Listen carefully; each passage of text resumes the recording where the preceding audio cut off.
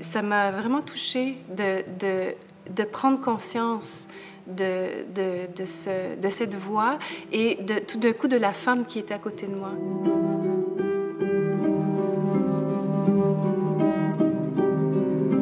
Alors l'origine, en fait, c'est un souvenir assez intime. C'est une rencontre, une discussion avec ma grand-mère au bord de la mer. Ma grand-mère qui a vécu 100 ans, dont je m'inspire quand même pour parler de ce personnage-là. Vers la fin de sa vie, dans ses 90 ans, elle a dit quelque chose. Elle ne m'a pas dit parce que ça a surgi d'elle-même, regardant la mer. Elle a dit « tout ça pour ça ». En voyant son mari qui se baignait au loin, son mari qui avait perdu la mémoire, et qui s'amusait dans les vagues. Et c'est la première fois que j'entendais cette voix chez ma grand-mère, qui était une femme quand même assez simple, heureuse, et assez pudique aussi, avec une grande joie de vivre. Mais tout d'un coup, je percevais une autre fréquence, une voix qui était plus lucide, plus dure,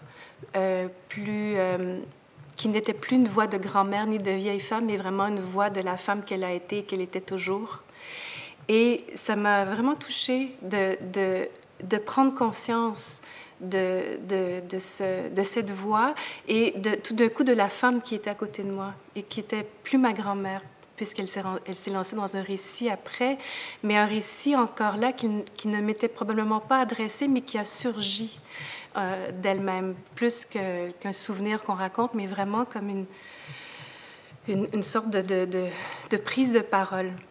Et des années après, j'étais en train d'écrire une pièce sur Marguerite Porete, qui, elle, était une femme exceptionnelle dans le sens historique du terme, une mystique du Moyen-Âge dont on ne savait presque rien, mais j'écrivais sur ce personnage. Et à côté, je me suis mis à écrire un texte en parallèle qui est sorti tout d'un coup au début, comme la suite presque de ce souvenir-là, c'est-à-dire tout d'un coup, comment élaborer cette voix dont j'avais perçu quelques fréquences et comment lui donner chair et lui donner place dans l'écriture.